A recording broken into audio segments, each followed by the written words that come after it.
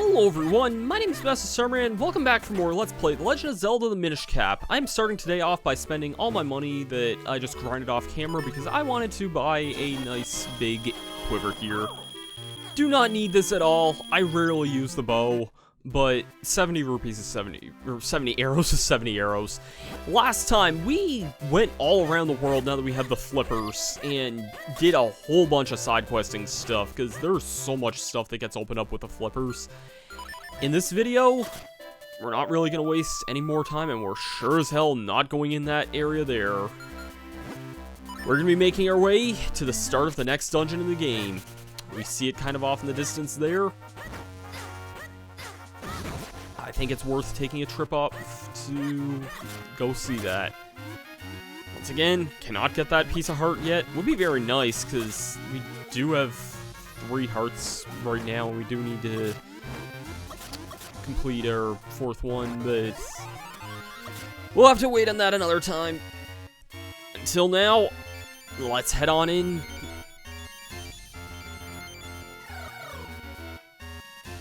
Let's head on into the Temple of Droplets.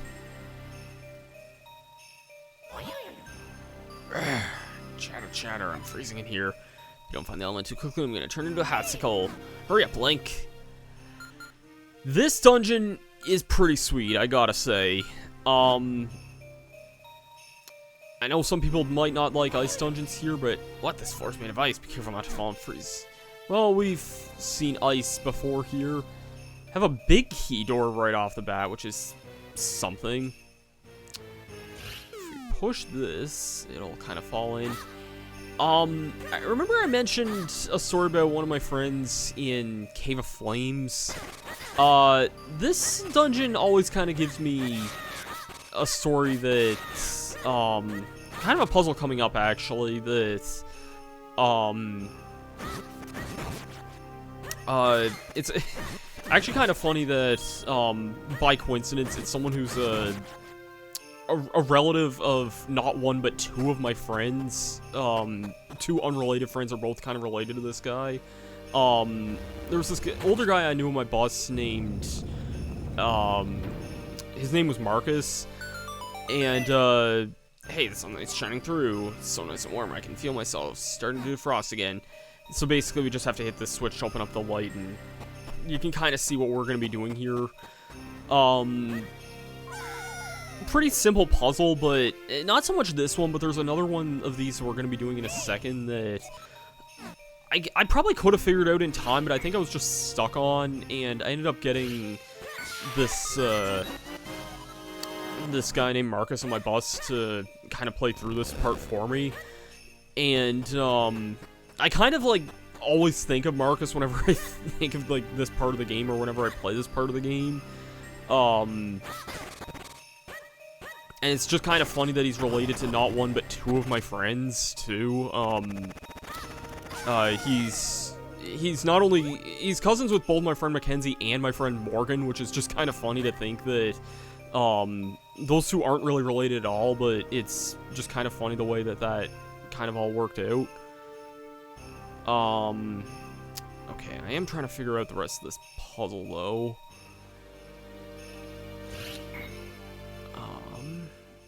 Yes, I see this now, here.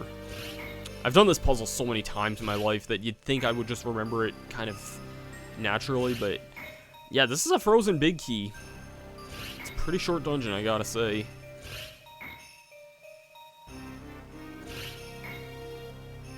Then just gotta push this aside here.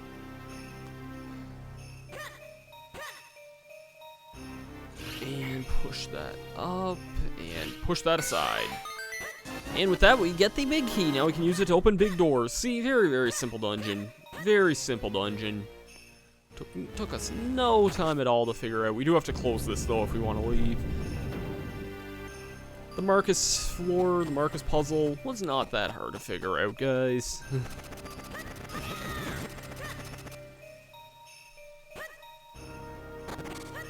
Alright, let's leave the Marcus room and just kind of head on to...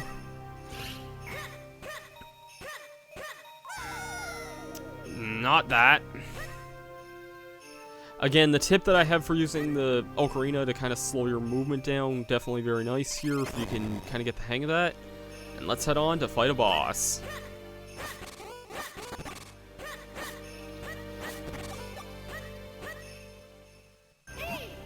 Hey! Hold on, Link. Looks like the element alright, but what will it do? We can't even touch it while it's trapped in that ice. You melt it off somehow. That is one big frozen octo thing. Yeah, you thought this would be that simple there. I do like how this frozen ice does, like, look... Like, it kind of encapsulates it well, but, it just kind of looks like a much bigger water emblem there. Or water element.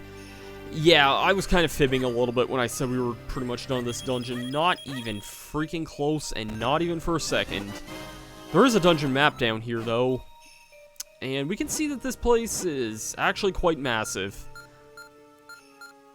It's actually kind of shaped like a jar, now that I think about it. I never really noticed that before.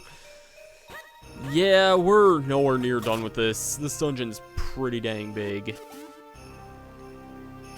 It's also like the Deepwood Shrine. This is also we're entirely Minish when going through this. We're not,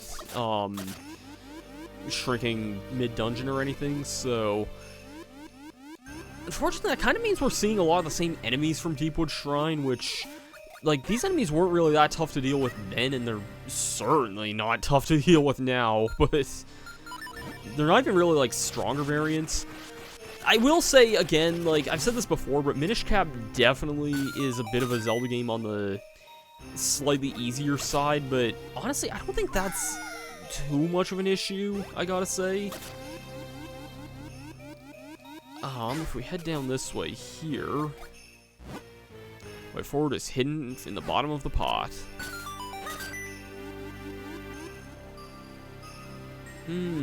Bottom of the pot, you say? Got a small key. Use it to open locked doors. If we try to head on forward, we cannot progress at all. Because we can't just climb out.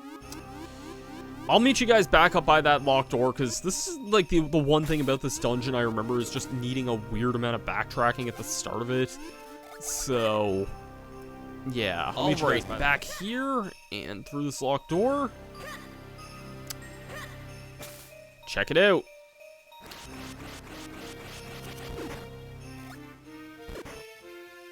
We got ourselves yet another lily pad, and it's clever that we're using this lily pad still, even after we have the ability to swim. It's just kind of a weird thing that really shouldn't work, but it just kind of does. It's a strange idea, but I'll give them credit that they at least managed to make it work a little bit. I still find these puzzles a tiny bit slow, but they're not that bad, honestly.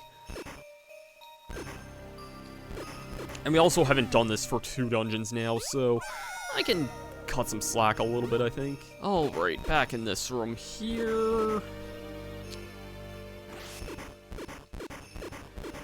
Want to use this, and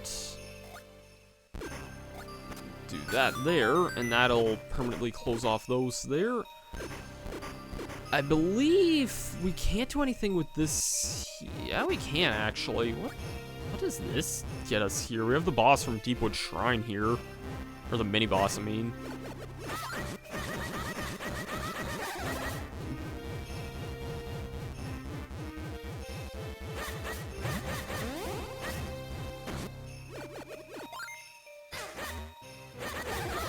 Oh, shoot, I did not get any good hits on that thing at all that time. That was kind of awkward. There we go, got him. What does that get us? Oh, compass, I guess. Yeah, we got the compass here. I guess that's only fair. I feel like I do sometimes end up missing dungeon items in this dungeon, especially the map, which is just kind of in that weird section, so I guess not too bad otherwise. This is what I was thinking of here. If we head back, well, actually, first let me just hit this, so... You don't have to go back too far here. Actually, that's just foreshadowing for later, I think. It's an area for... Yeah, maybe... I think maybe this is the area that we can't really do a whole lot in right now. There's an area that, like, if we come back later on with the dungeon item, I think there's, like, a Kinstone piece or something waiting for us. We do have another ice puzzle here, though, so gotta keep that in mind. And some really obnoxious enemies here. I do not like these things at all. Got 50 rupees for that, though, which is very nice. Okay, I see what we gotta do. It's kind of funny, actually, like, when I think about this, you know... Like, I've played through this game a bunch of times since I was, like, maybe 8. It's been a few years since I've played this game, but I played this game a lot when I was younger. Like, I'd probably play this game, like, every few months, honestly, like, start to finish.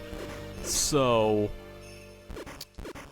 Like, sometimes these puzzles here that I feel like should stump me even as an adult, like, I'm wondering to myself, I'm like, how did I figure out some of this stuff when I was younger? But it's not that hard to figure out, honestly. Can't do anything with this right now, but we'll be there for that in a later on point. Honestly, I'll still stand by this as being, in my opinion, a really good first Zelda game if you've never played a Zelda game before.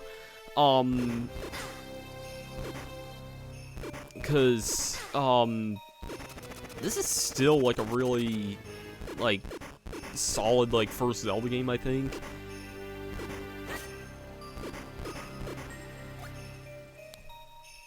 Anyways, if we head through here...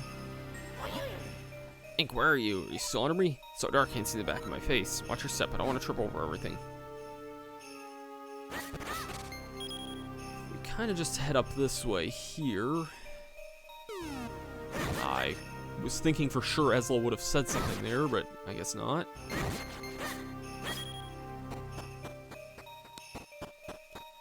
And we got ourselves a very annoying mini-boss. Again, I hate these things. This is like the one thing in the game I would honestly recommend using the boomerang on, just because these things are just... I thought you died from that. These things are just annoying to fight without this. Too annoying, I would argue. That does create the halfway portal there, and... I believe if we head down this way... We do in fact have a split-up pad. I recommend having your clone on top there, because it's pretty easy kind of just to get the clone to vanish by pushing off the bottom of that. But, for doing that, that does in fact light up about half the side of the dungeon. With all that being said, we've played about half this dungeon already. Of course, sunlight. Once we get some sunlight, melt the ice, the element will be good as ours. We've played about half the dungeon already. Next time, we're gonna explore the second half of this dungeon and, kind of just go from there. Thank you for watching. I'll see you guys for that then. Peace out.